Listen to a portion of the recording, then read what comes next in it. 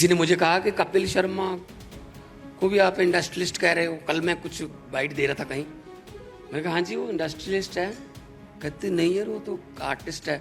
मैंने कहा नहीं, कपिल के आने से पहले कॉमेडी इंडस्ट्री नहीं थी, आजकल कॉमेडी भी एक इंडस्ट्री है। और कपिल, सुनील पॉल, एहसान भाई, ये सब लोग इन्होंने इंडस्ट्री क्रिएट की है नई, और उसको चला रहे हैं सब सक्सेसफुली, तो इंडस्ट्रियलिस्ट है ये। और laughter is the best medicine. और सबसे ज्यादा बड़ी उद्योग जो है वो आजकल यही है। आजकल तो डॉक्टर भी अपनी प्रिस्क्रिप्शन में लिखते हैं हंसना जरूर है। भूल गए हम हंसना, जो हमको भगवान ने दी थी एक नेमत, वो वापस कर दी हमने। मतलब इतनी लंबी दौड़ों में हम लोग पड़े हुए हैं, पता ही नहीं जाना कहां है। जिधर पड़ोसी भाग रहा है उधर ही चलते जाओ। वो आदमी बहुत दुखी है जिसका पड़ोसी सुखी है,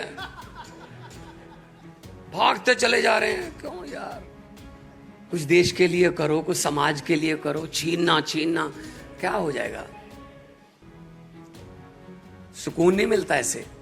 सुकून मिलता है ईमानदारी के पैसे से, सुकून मिलता है दिल से किसी की मदद करने से।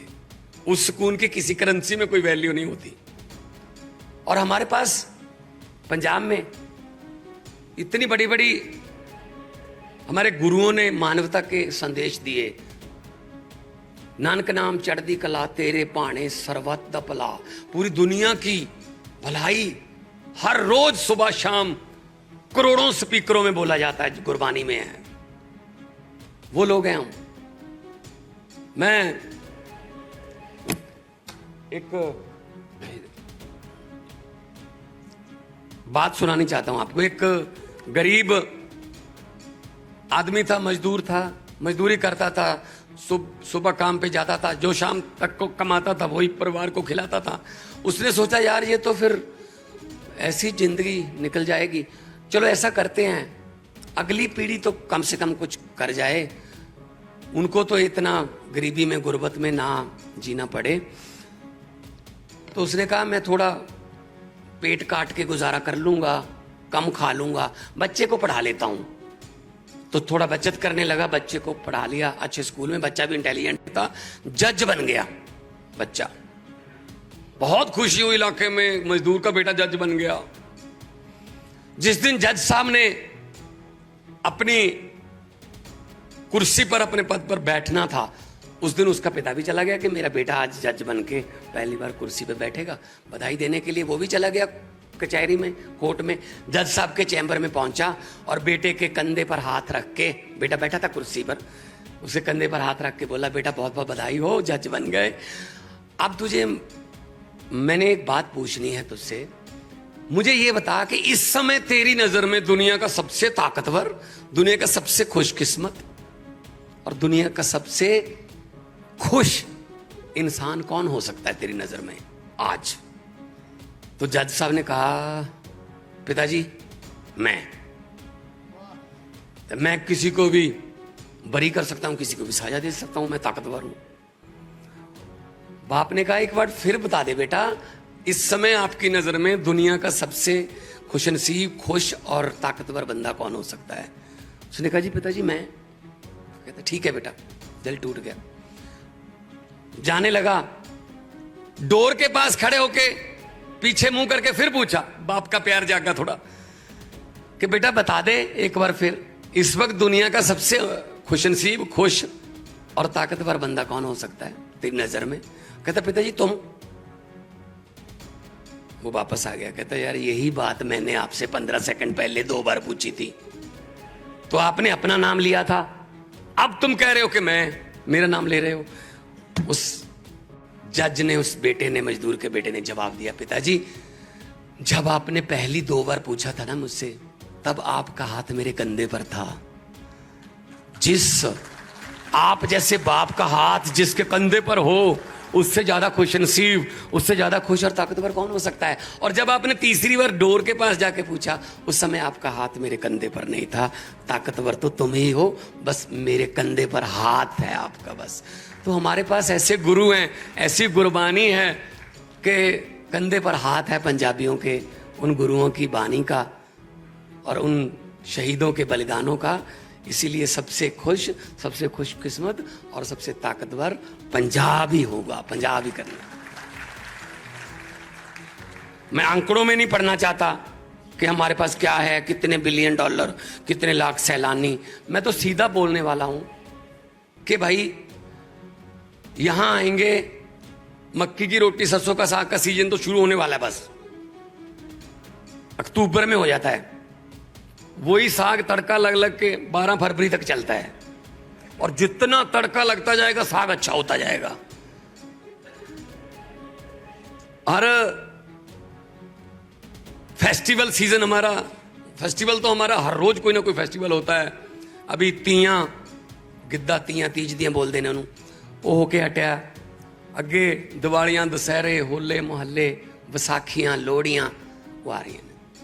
असी ਅੰਮ੍ਰਿਤਸਰ ਸਾਹਿਬ ਦੇ ਵਿੱਚ ਇੱਕ ਨਵਾਂ ਪ੍ਰੋਜੈਕਟ ਲੈ ਕੇ ਆ ਰਹੇ ਹਾਂ, ਸੈਲੀਬ੍ਰੇਸ਼ਨ ਪੁਆਇੰਟ।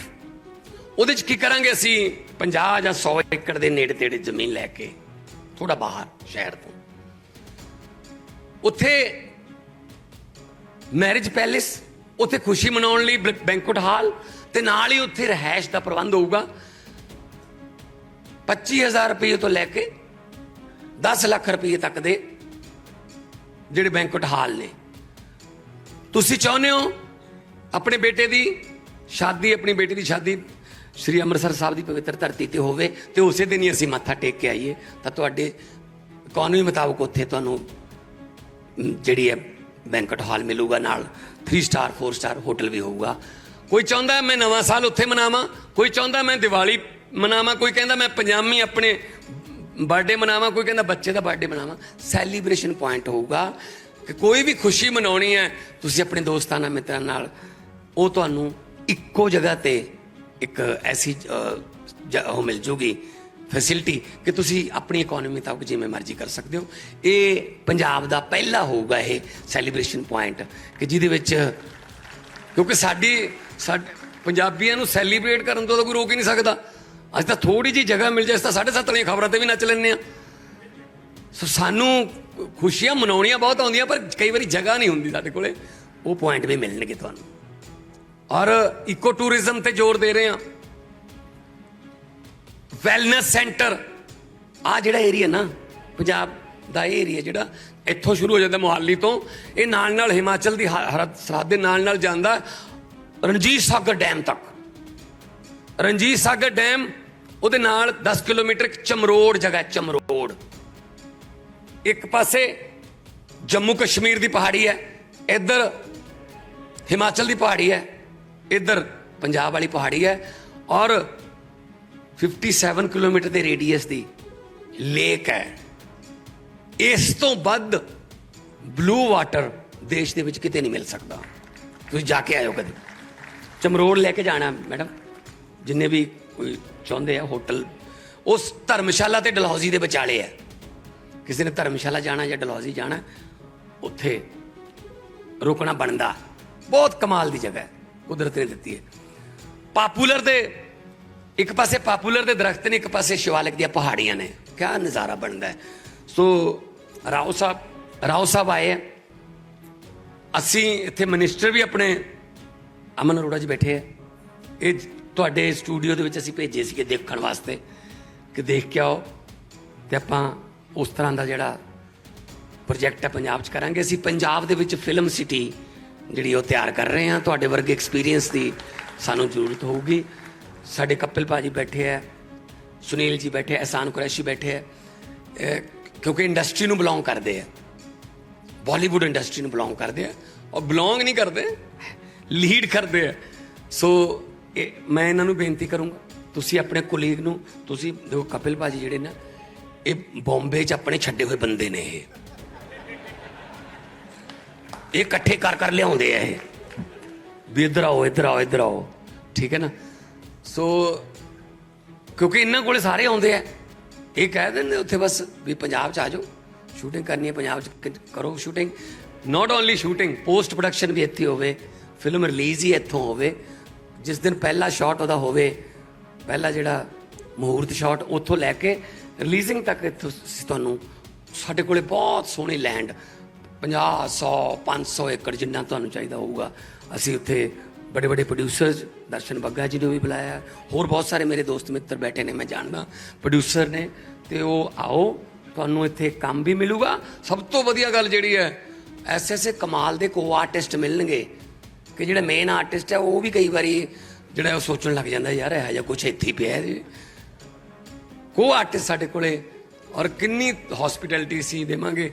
साडे जिहड़े जिवें सत्ती जी काफ़ी देर बाद अज स्टेज ते मैनूं देखने का मौका मिले, इन्होंने जाके उत्थे कैनेडा दे विच वकालत की डिग्री लई, अजकल ये टोरंटो दे विच वकील ने।